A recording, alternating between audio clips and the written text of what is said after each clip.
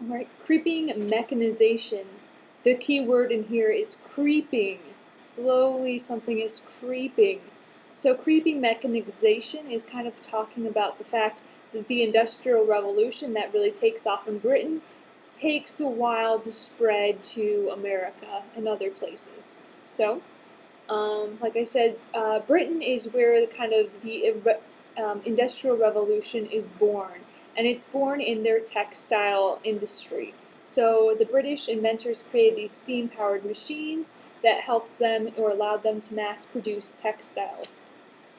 So why did it take about a generation to spread to America? Why that is a good question. Let me tell you.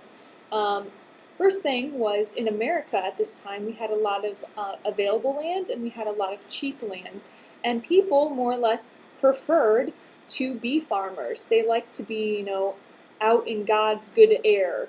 So people overall preferred to be farmers, and America had farmland. So that's kind of why we didn't grab a hold of the idea of the Industrial Revolution. Also, before this kind of influx of immigration we had starting in 1840, we really didn't have enough people to man the machines. Other reasons, well, it was hard to compete with Britain. Britain kind of got a jump start, so we're like, well, why would we go into building factories when we'd already have to compete with somebody who more or less had the system down pat? Other reasons, well, it was hard to find someone who wanted to invest in these factories in America, because before someone would invest, they wanted to make sure that the government was stable. They wanted to make sure that there's enough people to man the machines. They wanted to make sure that the infrastructure, towns, water, that sort of thing, was in place before they would invest in building a factory. So America was kind of not quite there yet. So a lot of times, or before this time, America really kind of stayed agriculturally based. So that's a couple reasons why it didn't really spread so quickly. And of course, Britain was not willing to share their secrets. So Britain was very, very protective of these machines that produced the textiles. They ensured that the word didn't get out, so to speak. So of course that was another reason why it didn't spread very easily to America. Okay, next section. Whitney ends the fiber famine. So this is talking fiber, cotton, Whitney, Eli Whitney. So Eli Whitney ends the cotton famine. So before we talk about Eli Whitney, let's talk about someone who's very important. His name is Sam Slater. Sam Slater is the father of the American factory system. So our friend Sam Slater is the one that will bring the Industrial Revolution from Britain to America. Sam Slater, in fact, had been a British mechanic. So he was someone who was working with these machines day in, day out. Well, he more or less memorized the blueprint to a machine that spun the cotton thread. So he memorized the blueprint, hopped on a boat, headed over to America. Once he's in America, he got some financial backers. With that money, he reproduced one of the cotton machines, one of the, I should say, cotton thread spinning machines. And, the American factory system was kind of born. But the problem was, now that he had the machines to make the thread, make the cloth, he needed cotton to feed into the machine.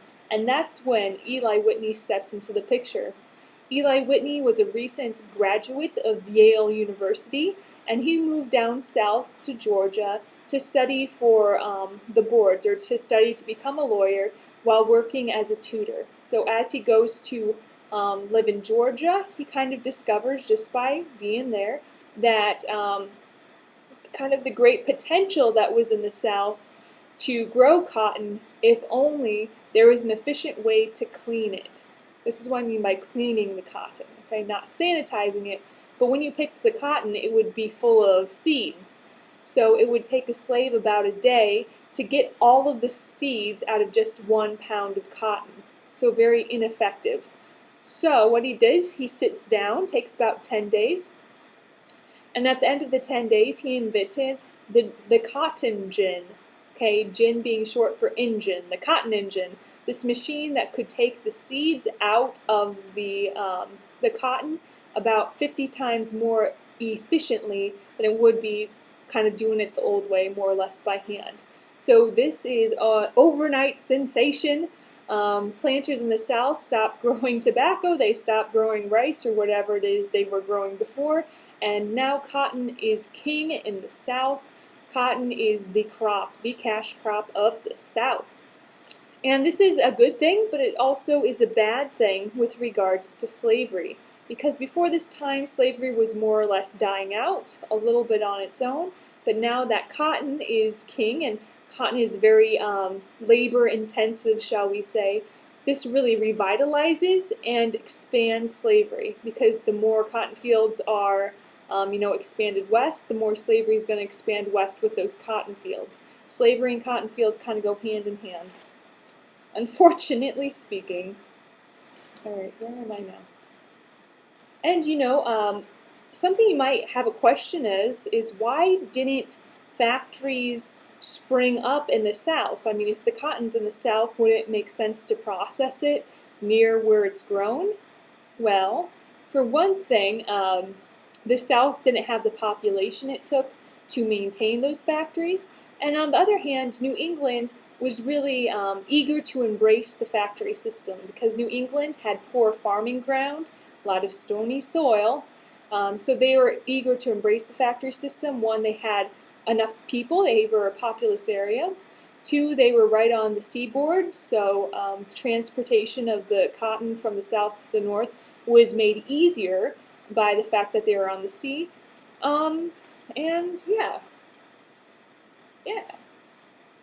Yeah, they also had a lot of rivers, and the rivers would power then the factories, the steam-powered machines. So yeah, the South provided the North or New England with the cotton, and then New England was able to make cloth and thread for themselves. So kind of the Industrial Revolution in America kind of blossomed in New England in these textile factories. Wonderful. Okay, next section. Marvels in manufacturing. So this section kind of starts with a review of what we've heard before. So remember, before the War of 1812, we had placed an embargo against England and against France temporarily. So we had an embargo, so we couldn't import any of their goods. Also, we had during the War of 1812, of course, we weren't trading with England either. So that really caused the growth, or kind of sparked the growth of factories in America, because we aren't trading with England. We need to kind of make the goods ourselves. So that kind of was a spark of factory life in America. After the War of 1812 ended, with the Treaty of Ghent, we started to trade with Britain again, and the floodgates opened. Britain had kind of a stockpile of goods they had made during the war that they weren't able to sell. So after the war, the treaty is signed, they just flood the American market with products, and they sell them very inexpensively. And of course, America's kind of infant factory system can't compete with the prices the British are offering, so a lot of the factories then closed their doors once again. We did try to place a tariff on those British goods, trying to make those a little bit more expensive, but the tariff kind of worked, it kind of didn't, so a lot of the factories ended up closing anyway. Yeah. And we had the Tariff of 1816, which was that first tariff that wasn't for revenue, but was for protection of our domestic goods, or our made in America goods. So next it kind of talks about some inventions that were happening at this time in America. We have Sam Morse, and he invented the telegraph. Okay, think of Morse code, kind of like, beep, beep, beep, beep, beep, beep, beep, that thing, Morse code.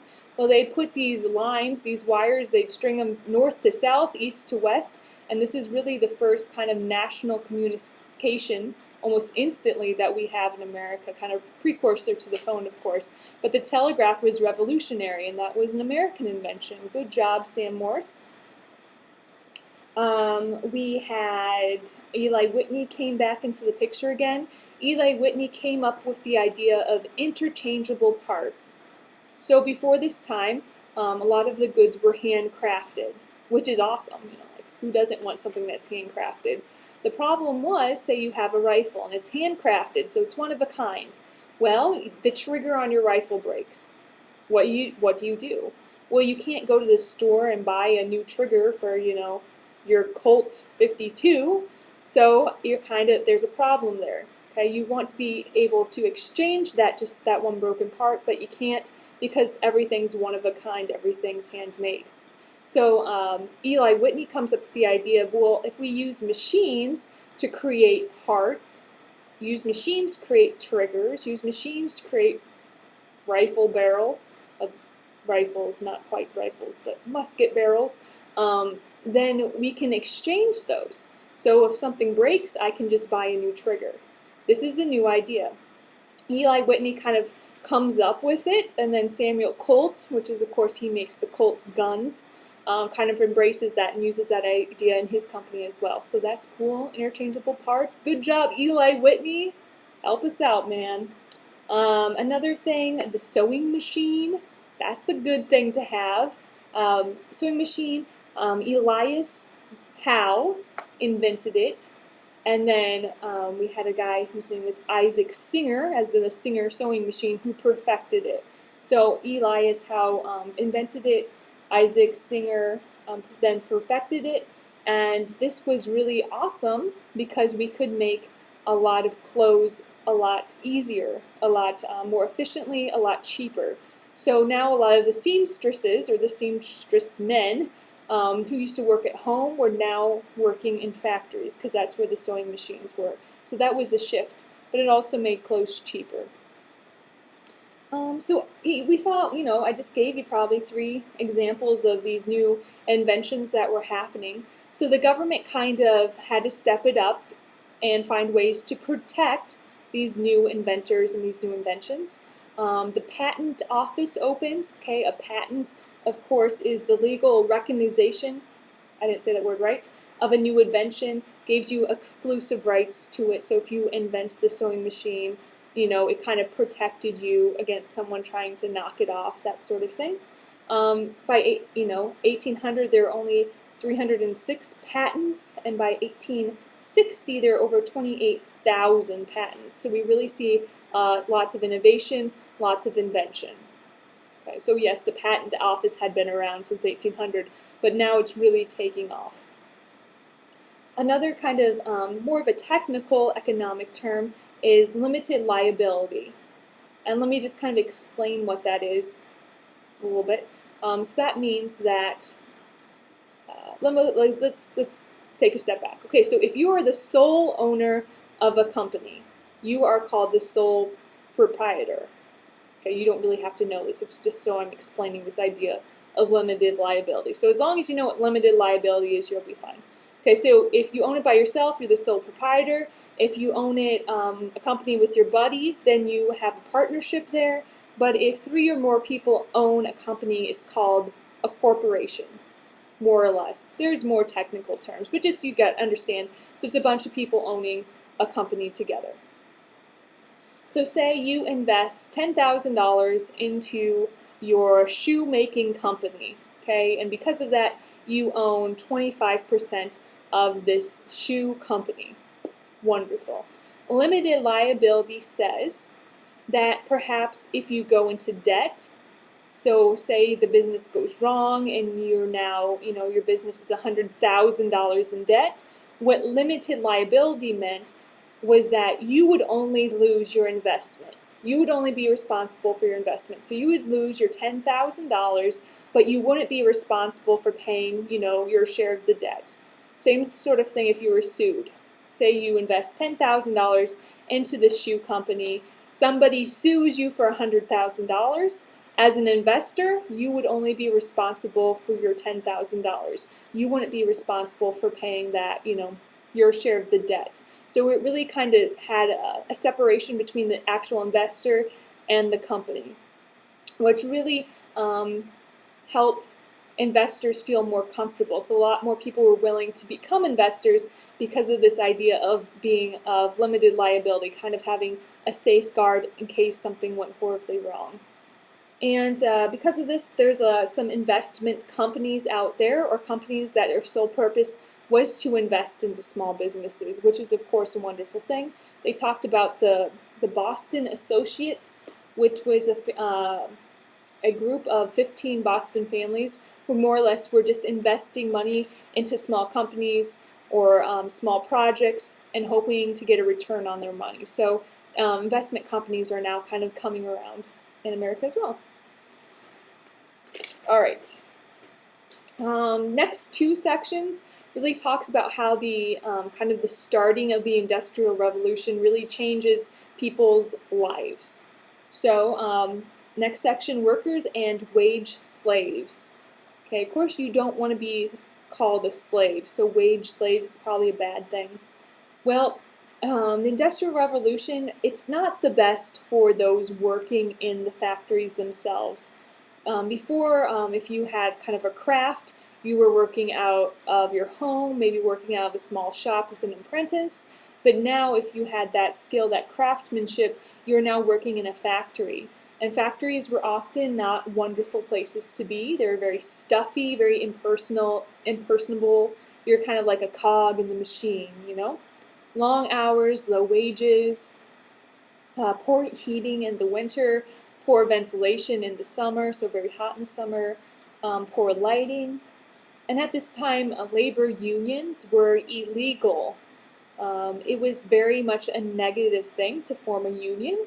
It was kind of seen as almost kind of like a conspiracy. So if you're owning a factory, a union would almost be like, oh, there's a conspiracy brewing among my workers. They're going to, maybe strike in order to demand more money. And it was definitely seen as a negative thing.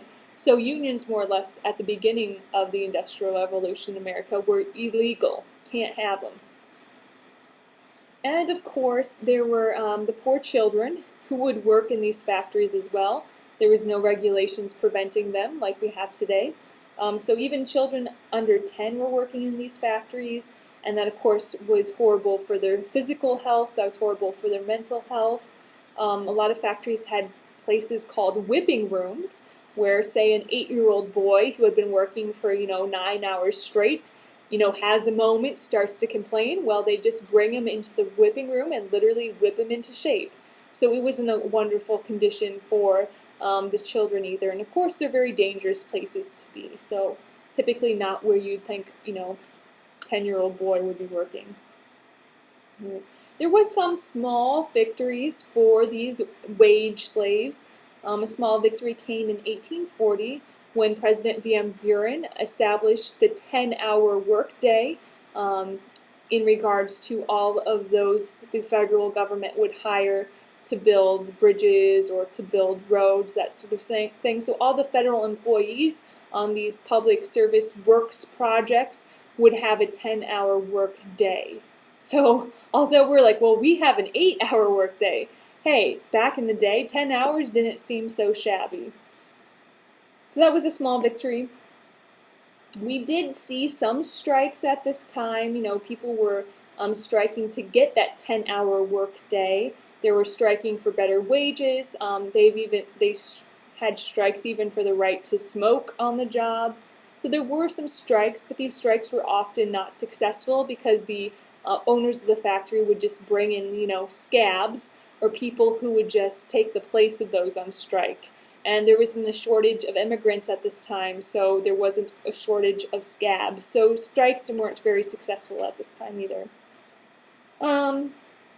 The Panic of 1837, remember this is the financial panic that kind of happens because of Jackson's killing of the bank and the over-speculation of Western land. This is the panic that happens at the beginning of Van Buren's presidency. So this panic, it brought depression, it brought unemployment, and it also really kind of lowered the ideas of a union across the country because people weren't really eager to demand better wages. They were more just thankful they have a job. So the Panic of 1837 kind of brought down the spirit of unionism. not like the country, but like the work thing. Really kind of brought down the idea or the spirit of unionism at this time. All right, another small victory that happened was in 1842, and this was a Supreme Court case that happened in Massachusetts. So I'm not talking about a federal Supreme Court case, I'm talking about one in the state of Massachusetts, and that is called Commonwealth versus Hunt. And what simply Commonwealth versus Hunt did within the state of Massachusetts, they said that now unions are legal. You can have a union as long as the methods they used were honorable and peaceful. Okay, so at least in Massachusetts now, unions are legal. So that's kind of a step towards unions nationally. Next section, women and the economy. So of course we're going to be talking about women and the family, that sort of thing. So before the Industrial Revolution, women would often be working on the farm. They would be spinning yarn, weaving cloth, making candles, making soap, making cheese. But because the Industrial Revolution kind of sets in America, now all those jobs are kind of done in factories, okay? Factories make soap, factories make cheese, factories are spinning yarn. So it's kind of like, well, what's the place of a woman at this time? Because that's used to be what she did. Well, some women, before they were married, would work in factories. Kind of the model factory for women was located in Lowell, Massachusetts, and it was kind of strange. So the women, it would be all women working in the factory. They lived in the company boarding house. They were under the supervision of matrons. They would be escorted to church every Sunday. But it wasn't ideal, at least not for the women who worked there, because it was very loud, of course, in the factory. They'd work long days, 6 days a week, for hardly any money. So it really wasn't ideal for women either, but they did work in the factories, at least before they were married. Other jobs women had at this time outside the house maybe was being a nurse, maybe being a teacher, maybe being a domestic.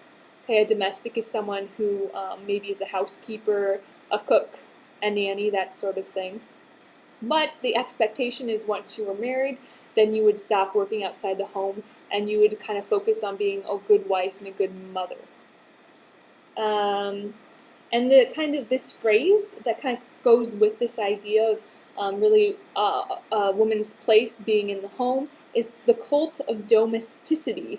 The cult of domesticity, thinking domesticity. And this is kind of like just the glorification of a woman's role as a homemaker. So this actually led to the women having more power within the family.